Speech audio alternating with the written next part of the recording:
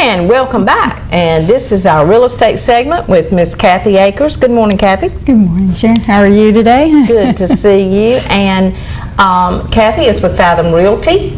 Always has a good real estate segment for us. So what are we talking about today? We're going to talk about getting your home ready for back to school. It is that time. It is that time, and I saw kids standing out at the street this morning on my way in. So one of the schools has started back already, or Yes. And so it pops up on us before we know. Aren't you glad we're past that time? Kathy and I are past that time. Yes. Yes, and we're so glad we made it. That's right. It's like, yay, we made it. There were certain marks in our lives that, getting rid of the diaper bag and that kind of thing, then getting past school. So that was part of it. Yes. But anyway, there's some things that even if your kids have started, because some of the other counties, their kids have already started back, that even if they've already started back, here's some great ideas to think about that you can still implement now. And Wayne, these are some things that you might want to be aware of. So let's start with getting everybody on the same page. So sitting down, have a family meeting, per se. Let's talk about the process. If you've got some older kids, they can talk about what made their life a little easier. Right. Other than letting me sleep another 20 minutes, Mom, that kind of thing. But talk with them, get everybody on board, because school's coming whether you're ready or not. That's exactly right. Do a menu check. Evenings are always so hectic between getting work, the activities, that kind of thing. Think about things that your kids are actually going to eat.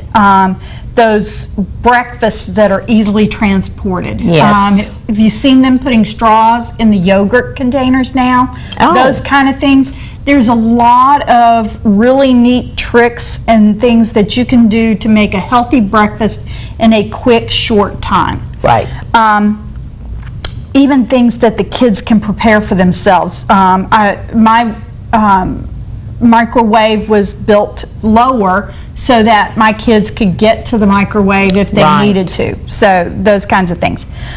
Making your kitchen kid friendly. Having them to help you make their own lunches. And I've seen a variety of things. For those that are on Pinterest, all you have to do is search for kid organized lunch ideas.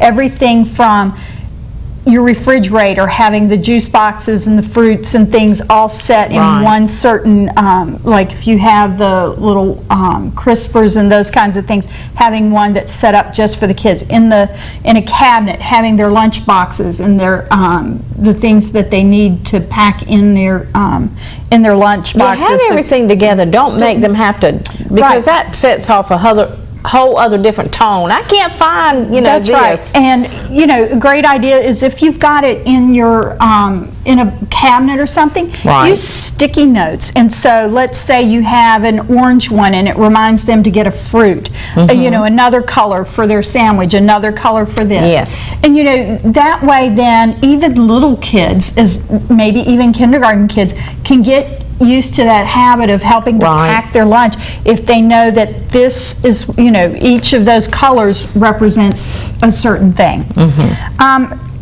Now's the time, if you haven't been doing it all summer, kids seem to shoot up like weeds. Yes, they do. If yours were like mine. So now's the time to start going through the closets, seeing what is too small, and that way then you can start making space for those things. Who knows, you may not have to buy anything new for the school year, but if you do, go ahead and look at donating them to places that other kids can get use out of them. Or in that way too, you're not going in and you're buying more than you have to buy for back to school. The other thing is we talk about these, I get these from different sources, and this is from Housepedia. And they have more than a pretty face. So How about those haircuts? You know, Yes. Now's the time to get them scheduled. That's on my to-do list for this week. Yeah, and that seems to be the thing. You go to school with a new haircut and get it out of the way so you don't have to worry about it. That's right. But also check your bathroom for basics. Health and beauty supplies. Make sure you've got new toothbrushes, toothpaste, toilet paper. You know, don't want to run out of toilet paper and other hygiene products. You know, trying to toilet paper missing is going to derail a morning. Right. You know. Right. Yes. Inventory your school supplies. Go through and see what you have left. Have all the kids to go through their rooms. Right. Are there pencils? Are there paper notebooks that they've just got stuck Right. everywhere? Let's go ahead and bring those back and put them together. Rulers, calculators, pens, pencils. Get all of that stuff and then see what else you need to right. get.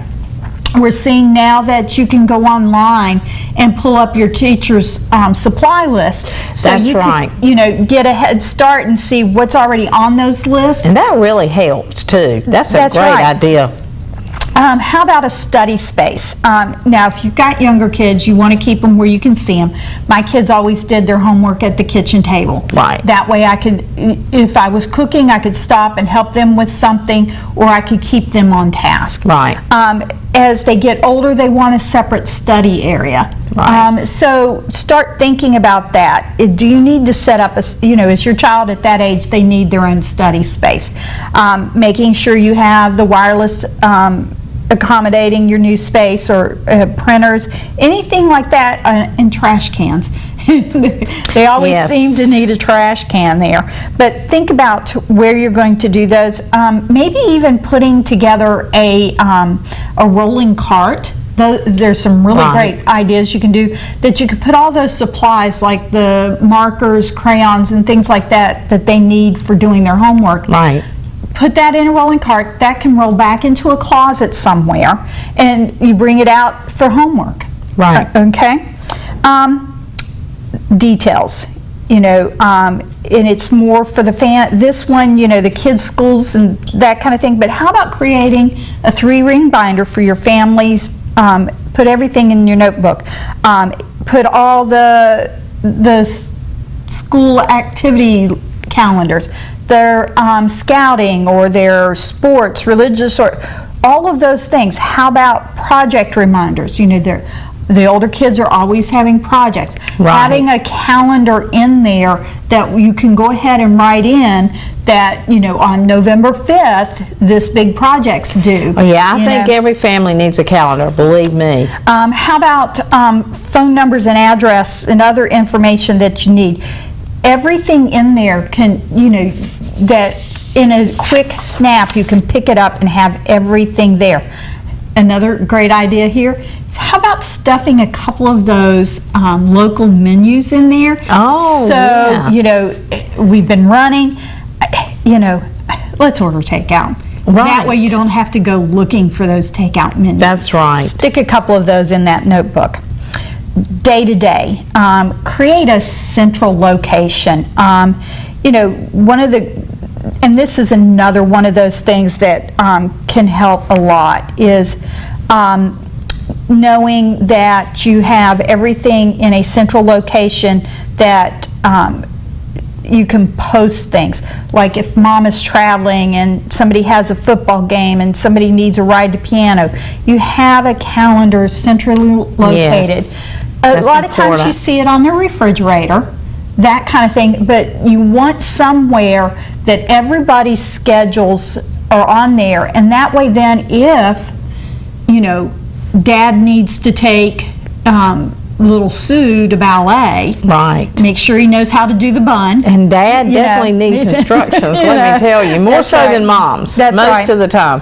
And I have to say, my husband did a great job, because I traveled a lot when our kids were younger, and he learned to do ponytails and Right. my daughter's hair up in a bun for ballet, that That's kind of thing. sweet. He was okay with our son, with baseball and that kind of thing, that was his forte. But Right. he did a great job on getting the kids to school and that kind of thing when I was traveling. But think about those things. When those things occur, how often do they occur? You know, think about how that's going to make things easier for you all. The other thing is getting ready in the morning. I've seen some great articles on buying those bins, you know, and they've got 5 days in the bin, and you can label them Monday, Tuesday, Wednesday, Thursday, and go ahead and have the kids' clothes Yes. in each bin so that you're not fussing and fighting every morning on what to wear. Now, we do have some of the schools that are, you know, wear uniforms, so it's not going to be that hard.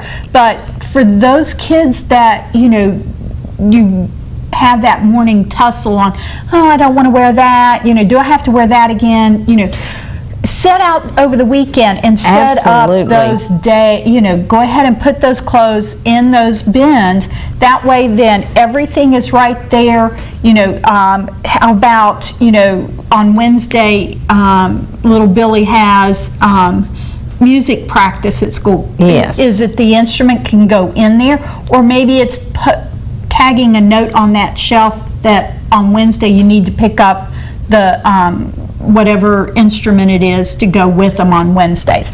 Well, I totally agree with that. Now, that is a great one, because you don't want, you know, I don't want to wear this and I don't want to wear that. It just takes up so much time, and again, it just gets you.